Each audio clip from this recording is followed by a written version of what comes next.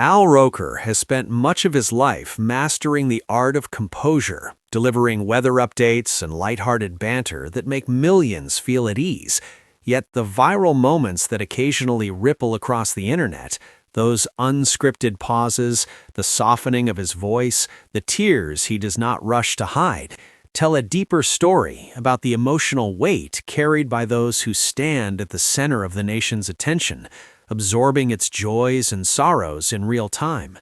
For decades, Al has been present for moments that were never meant to be easy, reporting during national tragedies, personal losses shared by colleagues, and collective grief that settles heavily in the studio. And while viewers may see only a brief clip replayed online, what lingers far longer is the quiet aftermath, the way such moments follow him home long after the cameras stop rolling. For an audience in their 60s, many of whom grew up believing that emotions were something to manage privately, Al's vulnerability resonates precisely because it feels earned, shaped by years of showing up regardless of how heavy the day felt, and by a generation that learned resilience not through spectacle, but through steady endurance. Deborah Roberts, his wife and fellow journalist, understands this burden in a way few others can, recognizing that viral tears are never about a single moment, but about the accumulation of years spent holding space for other people's stories. And she sees how Al sometimes sits quietly after a broadcast, still processing what he helped the nation feel, still carrying the echoes of grief, gratitude, or shock that cannot be neatly packed away. Those viral clips, often framed online as surprising or unexpected, are in truth deeply human, revealing what happens when professionalism meets genuine empathy, when decades of emotional restraint give way to honesty. And for viewers who have themselves been moved to tears at work, in public, or during moments they did not plan, Al's experience feels less like a breach of decorum and more like recognition.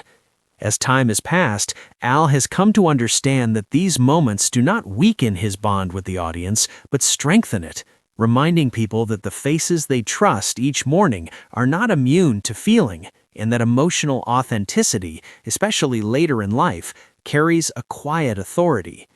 Deborah often reminds him that tears are not a failure of control, but a sign of connection, a reflection of the compassion that has defined his career. And together they talk about how aging changes the way one relates to emotion, how the instinct to suppress gives way to an understanding that some moments deserve to be felt fully, even when the world is watching.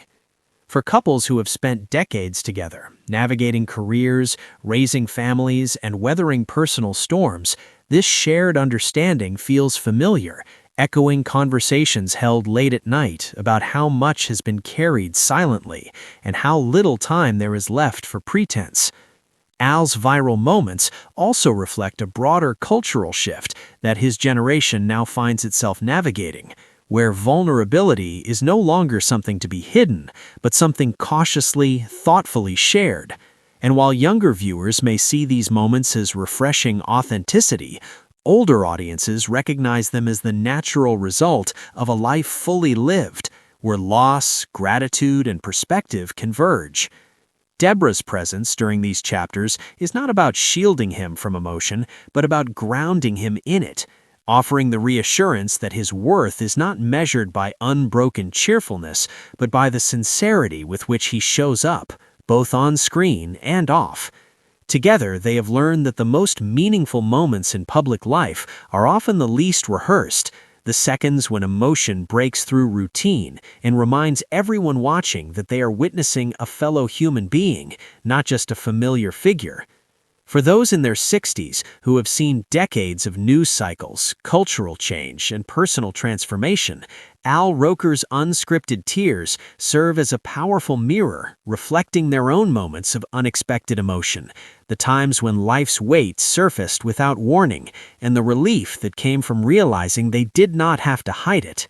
In this way, the viral clips fade, but the deeper story remains, a story about endurance, empathy and the courage to feel openly after a lifetime of restraint, supported by love, shared history, and the quiet wisdom that comes with age, reminding us all that some of the most truthful stories are the ones that were never planned, never scripted, and never meant to be anything other than real.